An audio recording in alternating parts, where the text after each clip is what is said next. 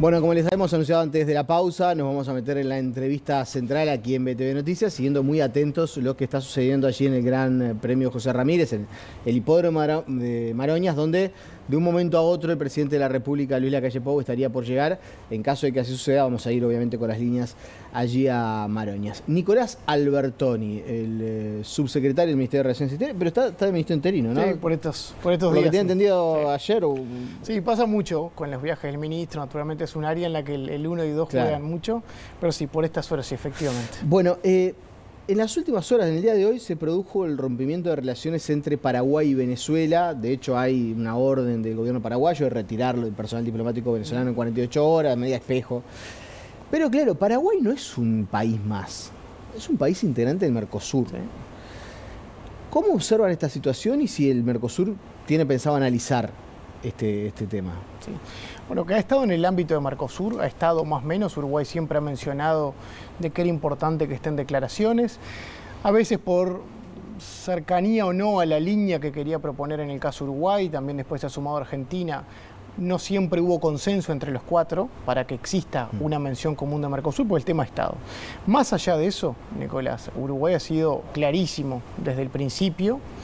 Podemos ir más atrás, pero el principio de gobierno y cuando se restablece ahora todo este nuevo clima electoral en Venezuela sobre el pedido de transparencia y democracia en Venezuela. O sea que más allá de nuevo de lo regional, obviamente sabemos este movimiento de Paraguay, que en realidad viene desde Venezuela, ¿no? Porque eso es un sí, elemento es Venezuela no la que rompe. Entonces, también, situación salvando distancias es, no tenemos hoy embajadora concretamente en Caracas, no porque Uruguay no quiera, sino porque Maduro ha decidido expulsar a la diplomática uruguaya desde Caracas, que había llegado semanas antes. Pero con Uruguay no da el paso de romper relaciones.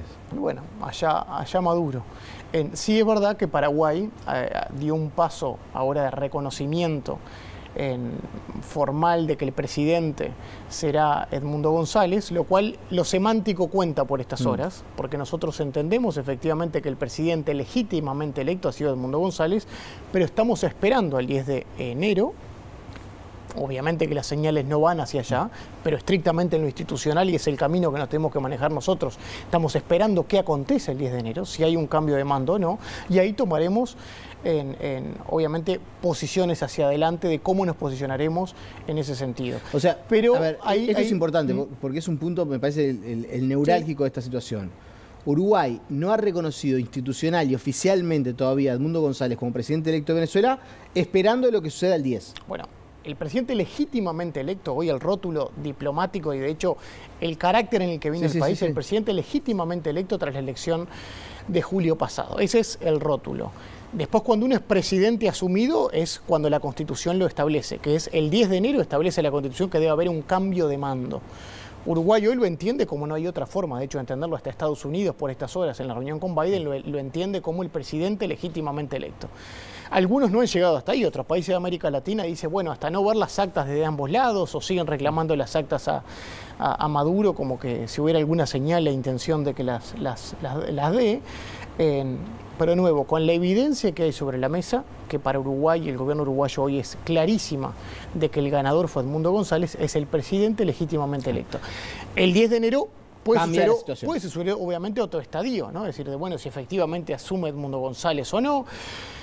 No es de negar, y no vamos a decir Gregre para decir Gregorio, de que algo que, si miramos hacia el pasado, genera cierta incertidumbre. ¿Qué pasa si se vuelve una foja como la de Guaidó? Bueno, ¿sabe que le iba a preguntar? Si Edmundo González no transita un camino para hacer un Guaidó 2. Sí, bueno, ahí hay que recordar que la diferencia con Guaidó es que quien termina proclamando a Guaidó es el Parlamento. Entonces se generan dos parlamentos, de hecho ha pasado tantas escenas en lo sucedido en Venezuela que a veces confunde, pero se generan dos parlamentos, el segundo parlamento, entre comillas, hablándolo, es quien designa al presidente en constitucional como se nombraba a Guaidó, o sea que la situación no es lineal e igual en este caso, que hay una elección consumada, con una oposición absolutamente unida y organizada que llevó a todos los puntos de votación un testigo que, de hecho, la máquina se emite un ticket final que tiene un QR, que tiene comprobación, no es algo que uno puede truchar de la noche a la mañana.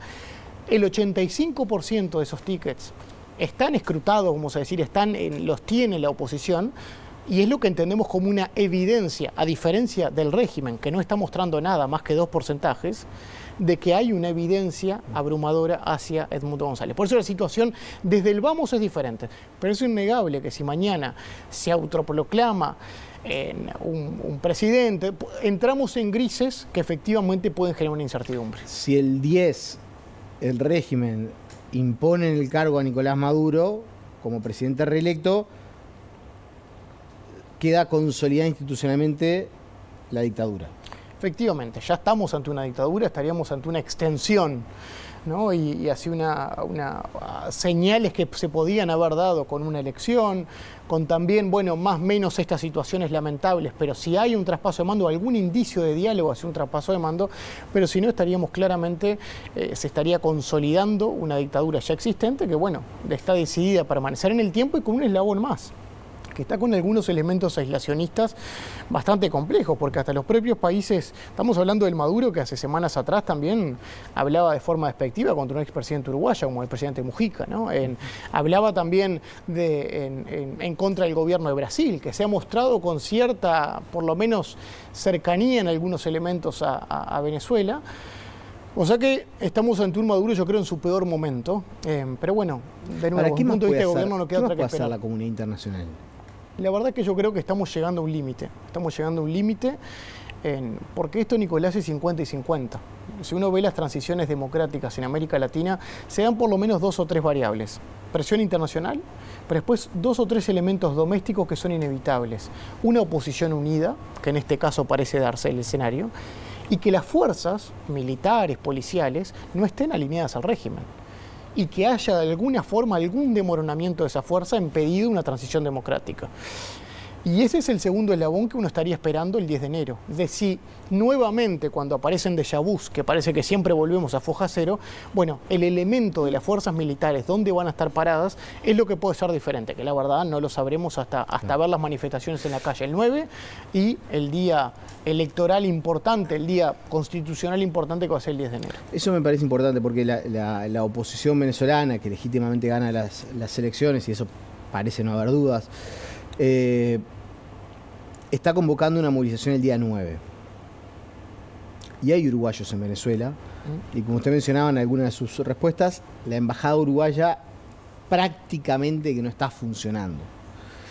¿Qué se le dice y qué se hace con los uruguayos, con la comunidad uruguaya en Venezuela, sabiendo que esta va a ser una semana álgida, donde lamentablemente este tipo de situaciones siempre lleva a enfrentamiento, algún derramamiento de sangre? Ojalá no suceda, pero todo parece indicar que algo puede llegar a ocurrir. Sí. Primero, de hecho, hace algunas semanas atrás, nosotros emitimos un comunicado que a veces entre tantos comunicados uno admite que se puede perder, pero que no es tan común en la tradición diplomática uruguaya, que es un llamamiento a quienes estén pensando en viajar a Venezuela que no lo hagan. Obviamente el gobierno no se hace responsable, es un llamamiento que ante los elementos que están sobre la mesa no lo están, que no se viaja a Venezuela, porque no hay elementos hoy institucionales de que si pasa cualquier cosa, haya una señal de parte del gobierno, de alguna forma de saber en cualquier Estado de Derecho dónde puede estar un ciudadano, como lo que está pasando por estas horas, que van a ser 80 días que no sabemos el paradero de un ciudadano uruguayo, que entró por la frontera de Colombia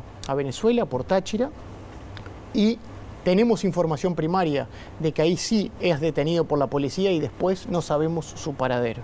Entonces, ante ese elemento de que después tuvimos comunicaciones con la Cancillería solicitando por los canales formales información y lejos de brindarla, nos expulsa a la funcionaria que va a entregar la solicitud de comunicación, que era una instrucción que le daba la Cancillería haga esta consulta.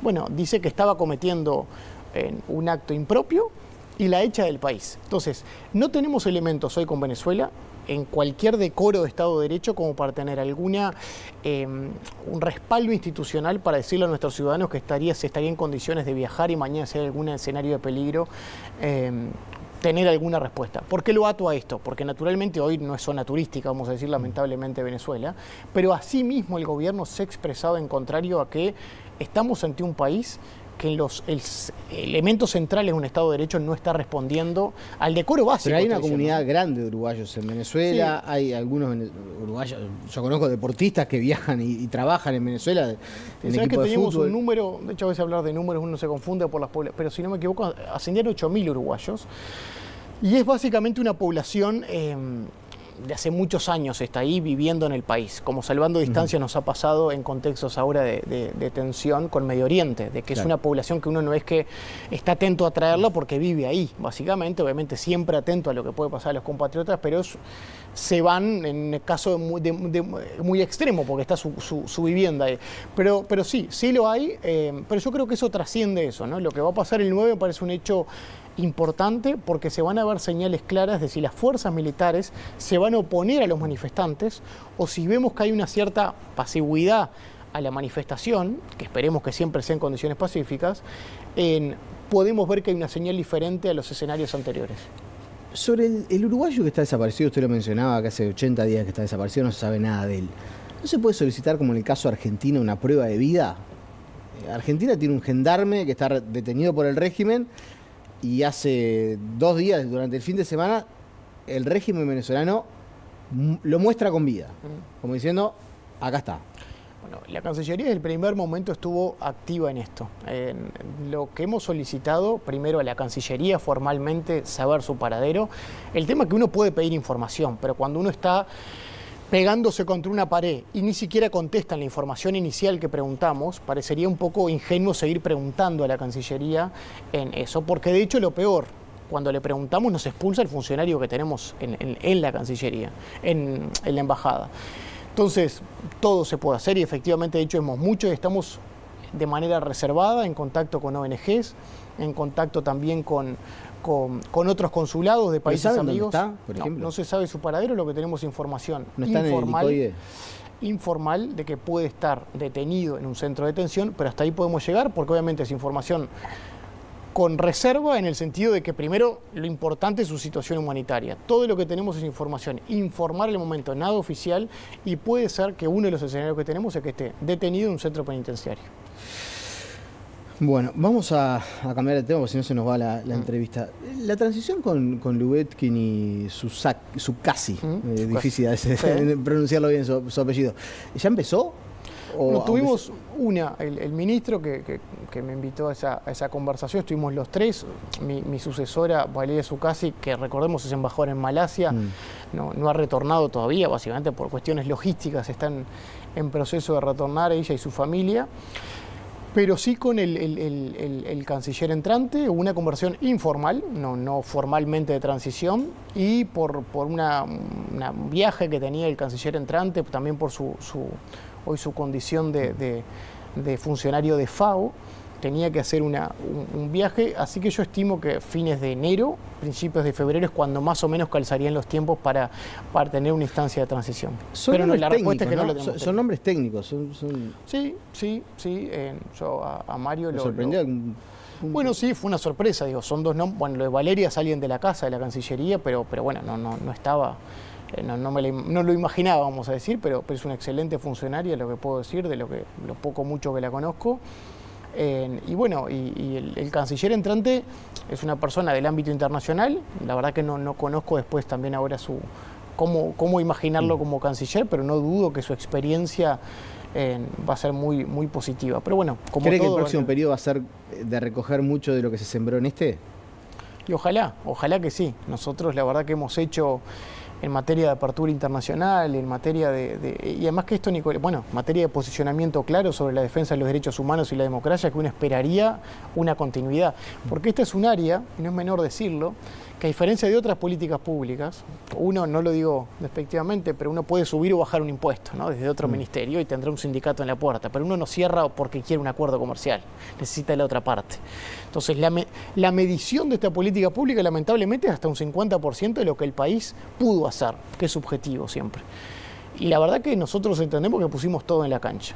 En materia de acceso sanitario, que es un área que se está explotando mucho porque a veces lo usan como barrera arancelaria alternativa, te bajo el arancel pero te subo las barreras sanitarias. Bueno, Uruguay logró el acceso de más de 100 productos. Y al pasar te digo, el mondongo a China, la lengua a Japón y la carne sin huesos a Israel equivalen a unos 64 millones de dólares para el país. Que es poco, mucho, es muchísimo. Casi el equivalente a los beneficios que podría tener la carne o el acuerdo carne-Uruguay, Mercosur-Unión Europea. Entonces, para que veas las dimensiones de que en ese camino trazado hacia querer avanzar hacia una apertura al mundo, siempre queremos más TLC concretados, pero logramos mucho en el camino. La última, ¿va a ser candidato a la intendencia del Partido Colorado, acá en Montevideo? Bueno, he estado, faltan candidatos, entonces hay que buscar nombres, ¿viste? Por el tema este del lema bueno, coalición, sí, es verdad que no puede haber sido el candidato a nada por el Partido Colorado y eso... Sí, que no lo fui, de hecho no invalida mucha gente. Yo lo he dicho, primero valorar mucho, para no ponerme el casete en esto, ¿viste? Cuando dicen, bueno, hay muchos dirigentes, no, lo cierto es que sí, dirigentes han mencionado esto, yo lo valoro como persona del partido, yo entiendo hoy, Nico, que no es el momento. Yo creo que hoy mi foco está en la Cancillería y tengo que... Bueno, pero el foco en la Cancillería se termina en menos de 2 meses, en marzo. Pero cada quincena cuenta cuando tenés un horizonte en mayo, ¿no? Entonces, por lo menos hoy, la foto de hoy, si se me pregunta, estoy abocado a esto. Hay otros nombres también, que yo creo que son muy buenos nombres, pero veremos. Al final del día, y vos me conocés hace tiempo, uno es una persona de partido, siempre va a estar al servicio del partido. Si se me pregunta hoy, no es el tiempo, creo, para poder asumir ese desafío, más cuando tengo una tarea que se me ha encomendado importante, que faltan mes y medio todavía antes de terminar y lo vamos a poner todo hasta el último día, que es la Cancillería. ¿Pero es que no o es que no hasta no salir de Cancillería? Bueno, lo cierto es que hoy es más no que sí, vamos a decir. Esto en política nunca se dice que no ni que sí cuando uno nunca dijo que sí. Pero en realidad hoy no es el tiempo, y los tiempos ahora también van a premiar en las definiciones. Tenemos que definir la candidatura seguramente ahora antes de inicio de febrero. Nicolás Albertoni, muchas gracias. Muchas gracias. Un placer. Hacemos